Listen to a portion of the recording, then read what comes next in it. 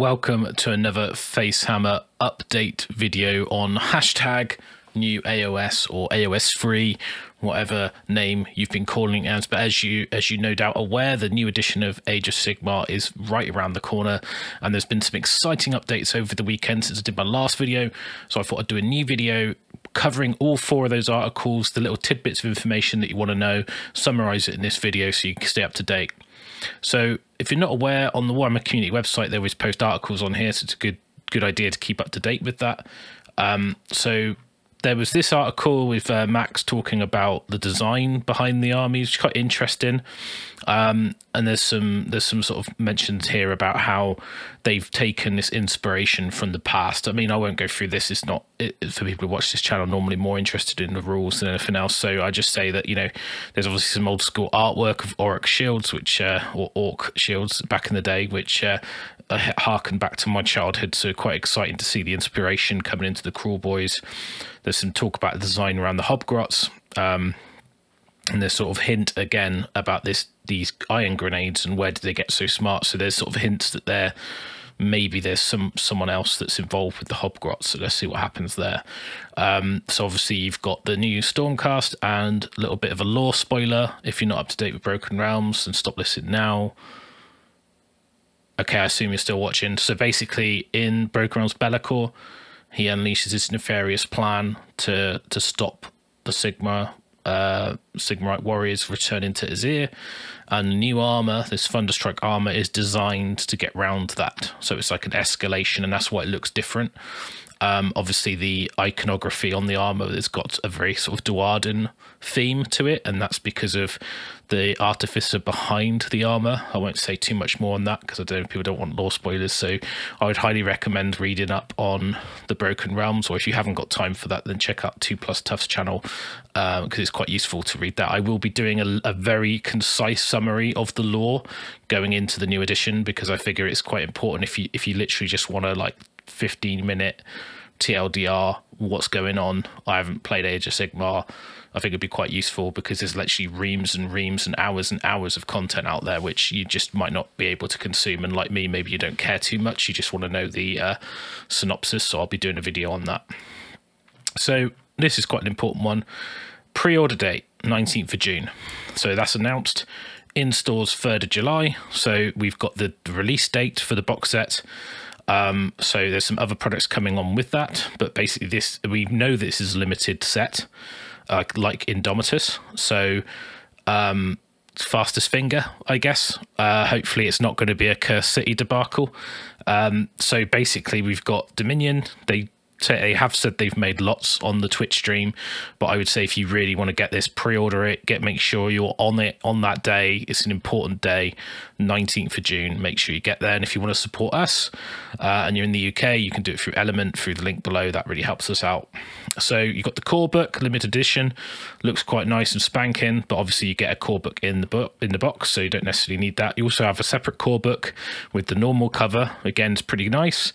Again, you won't need that if you buy Dominion, but if you're not interested in Oryx or Stormcast and you just want the rules, you can get that. But actually, you've also got the General's Handbook, and it looks like it's got this strap on it, so it looks similar to the 40k one that was released, which was like a little folio with a strap. So maybe it's a smaller book, which is nice for people who go to events and go to tournaments and they don't want to carry around a big book. So yeah, pretty cool. And obviously you've got the profiles, which would be the points booklet, which is obviously quite an important booklet for anyone who wants to play with their existing armies. So that's going to be really, really important for people to grab. So I'll definitely order that regardless. A Path to Glory diary. So it says that the Path to Glory system's overhauled and expanded, similar to the Crusade systems, as we kind of imagined it would be. The journals to help keep track of your army, so that's quite cool. I mean, they did one in the past, like a little book, and it was a blue one, and it was like a tournament book.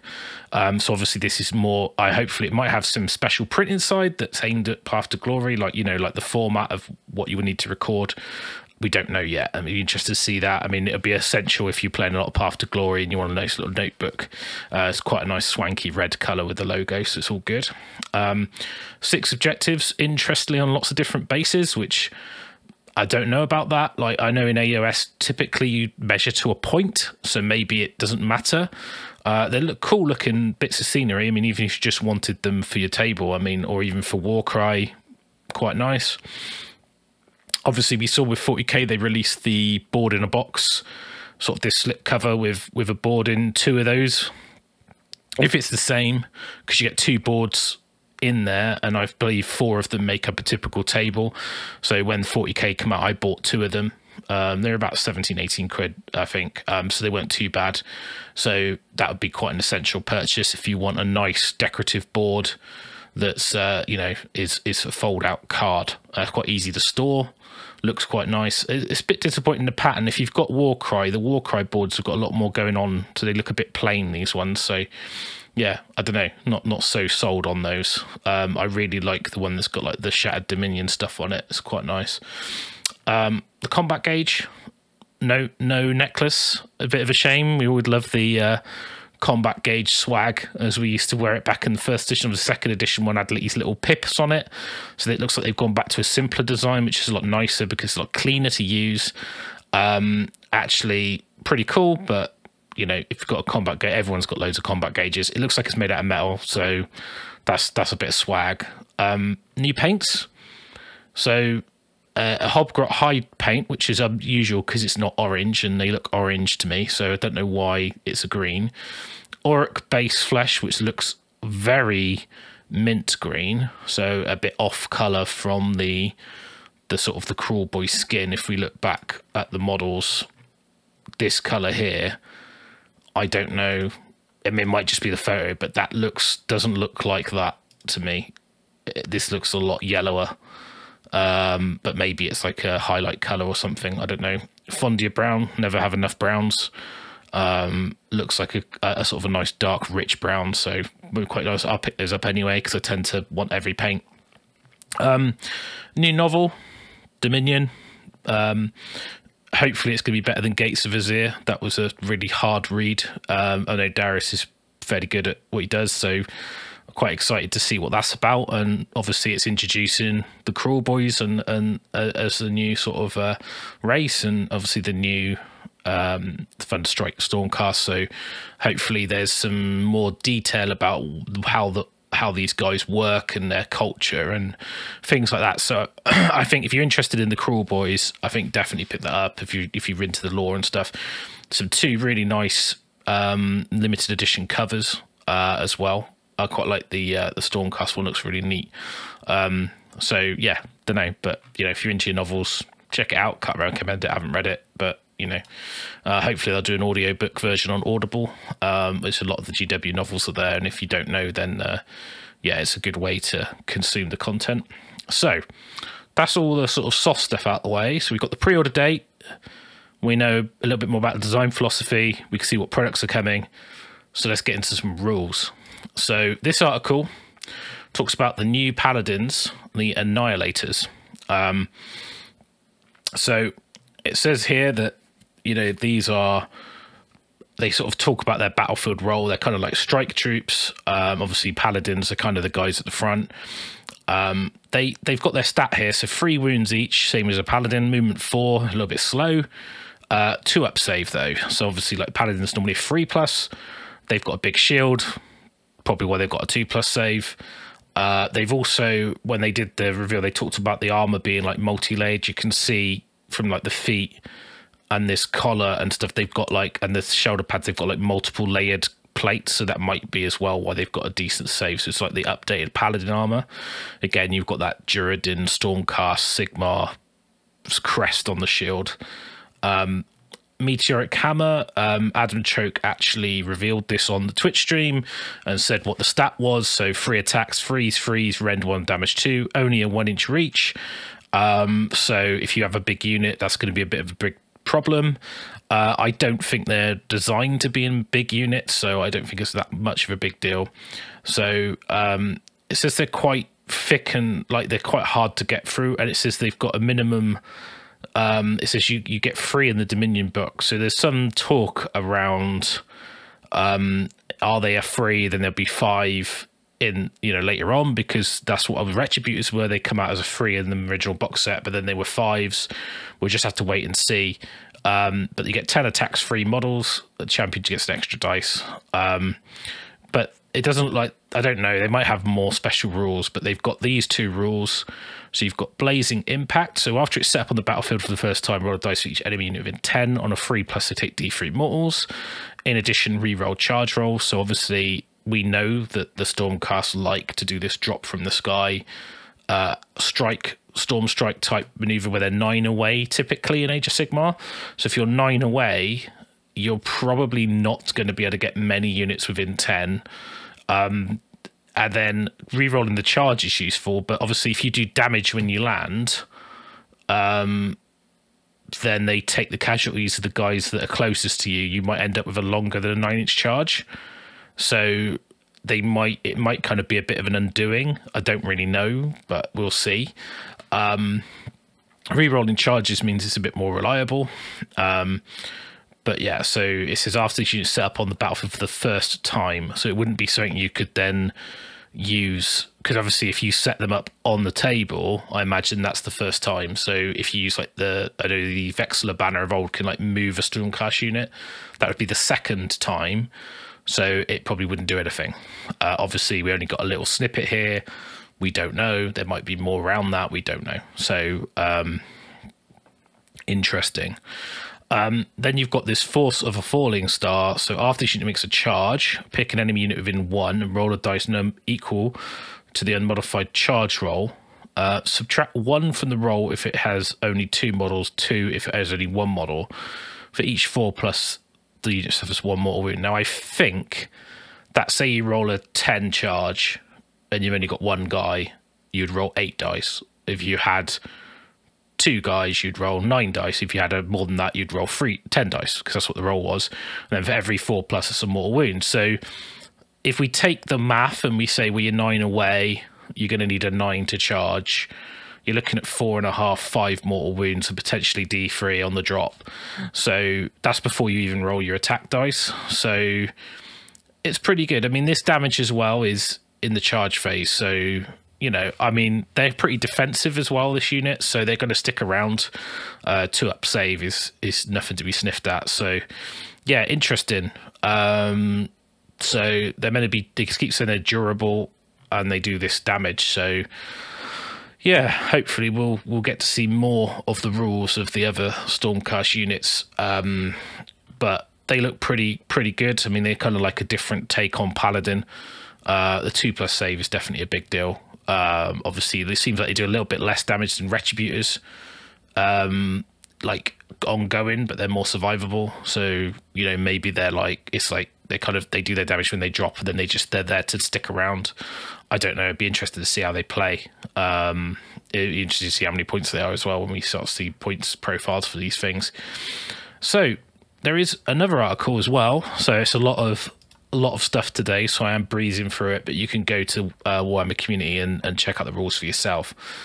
So we've mentioned endless spells because I said something about the timing because of the way the dispelling works on, I think, one of the other rules that was showcased. So here there's some more update on how it works. So basically we looked at heroes and monsters. And then there's some changes to priests and endless spells. So predatory endless spells. So it says that they moved at the end of each and every hero phase. So that's twice as often as before. So we know before, like, you would move in between battle rounds, and they were kind of, you take it in turns. Now it sounds like they move every hero phase. So I assume the hero phase you cast it in, and the opponent's then hero phase. And obviously one of the things that you can take from this as well is there's this new rule about controlling predatory spells. So if you played Ossiarch Bone Reapers, you know that you used to be able to have like tethered to an endless spell, so your opponent couldn't really mess around with it. It sounds like it's similar. So it says that if you can only have 1 per wizard, And if you lose control of it, they go wild, which I guess would then maybe act like they used to. I don't know. But it says, before moving a predatory ender spell, you must determine which are controlled, which are wild. A predatory ender spell within 30 inches of a model that summoned it is controlled by that model. So if you cast it, you control it as long as you're within 30. A wizard can control one predatory ender spell per phase. So I guess then if you then in another turn cast another one, the original one would go wild. I guess. If there's more than one predatory ender spell that a friendly wizard could control, you must pick. Oh, there you go. So like you could end up like almost juggling spells. Like you push one out, get another one out, then you control that one. Your opponent starts pushing the other one back towards you. Then you switch control, push that one, and the other one then pushes. You kind of do this juggling act.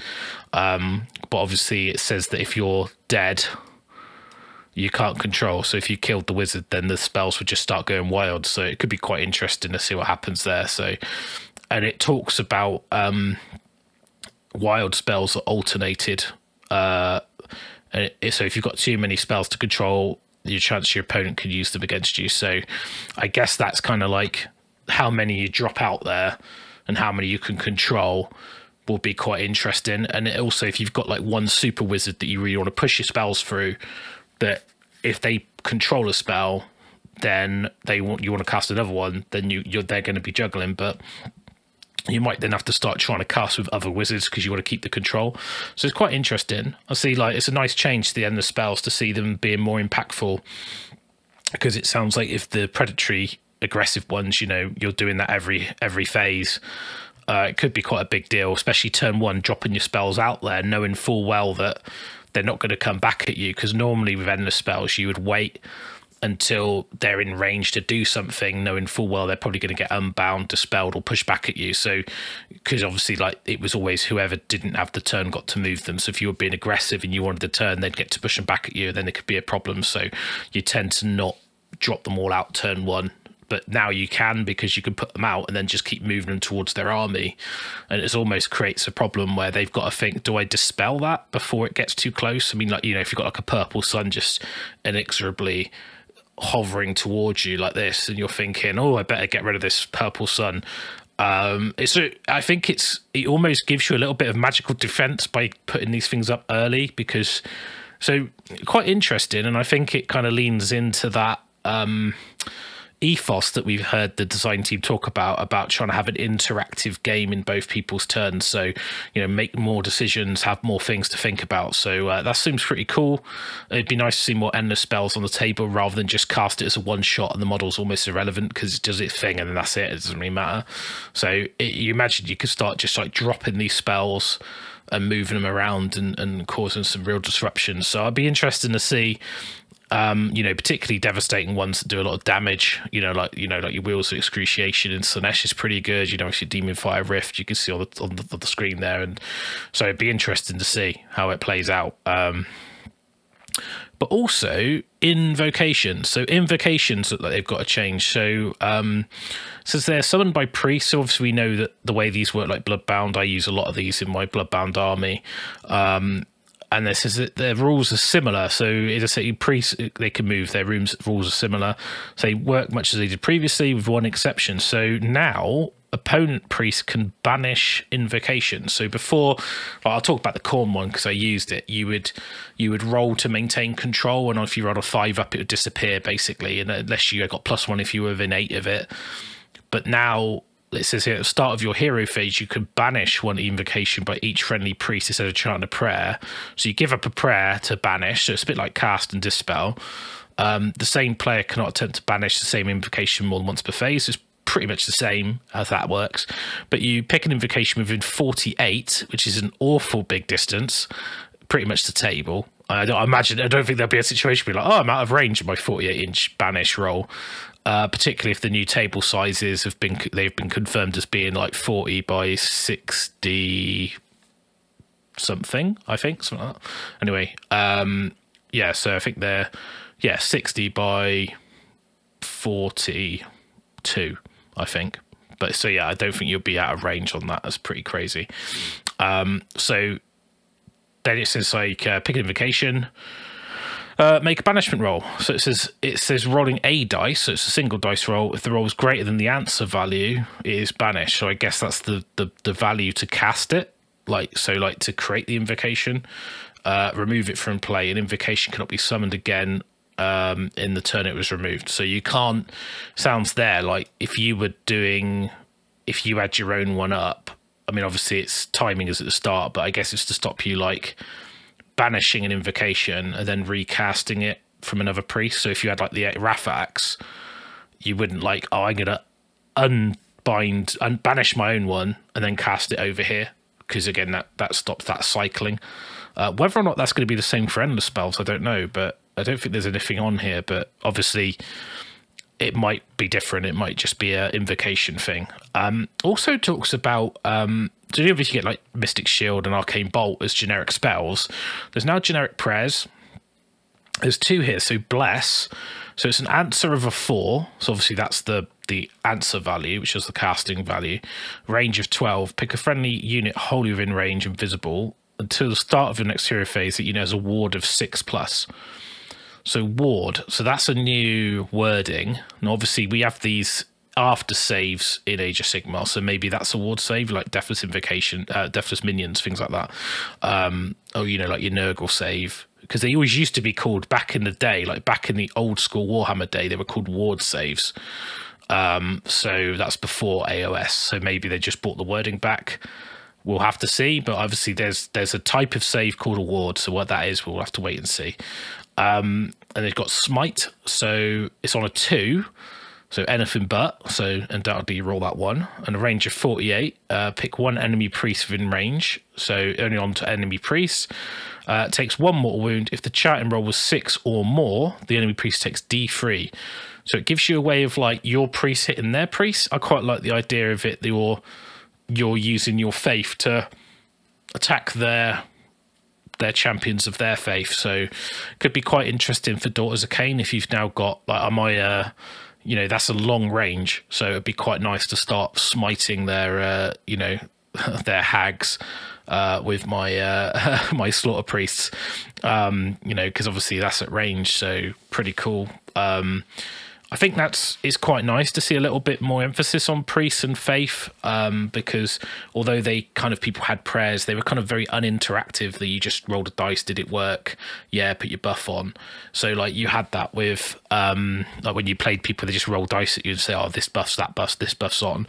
Now you've got to like pay attention and go, well, actually, do I need a priest? Because a priest might want to take a priest to unbind, banish, is that what they call it, their invocation, or, you know, so I think that's pretty cool. So it gives you that little, like, you might need one priest to smite their priest. So yeah, and it says if you don't include a priest, you might want to have one. So basically, but yeah, it's quite interesting to say that there's a little bit more emphasis on magic.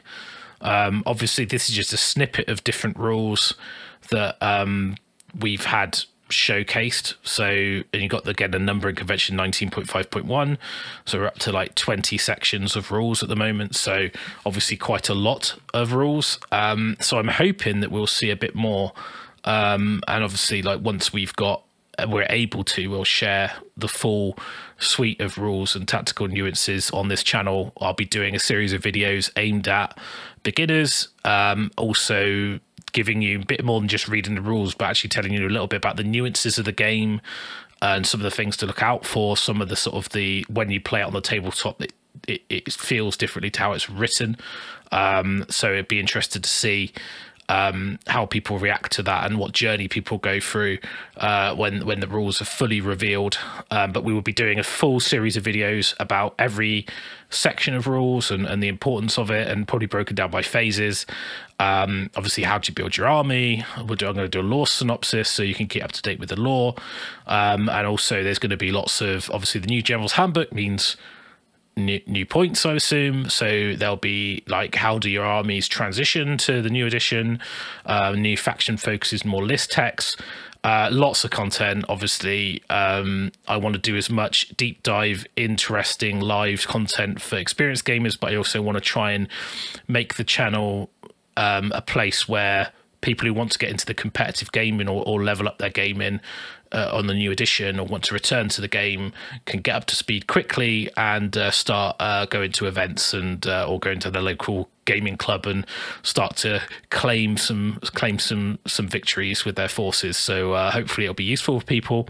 So that's the update as of the 7th of June. So hopefully that's useful for everyone. Obviously, keep up to date. I'm only reading what you can read yourself, so it gives you an idea.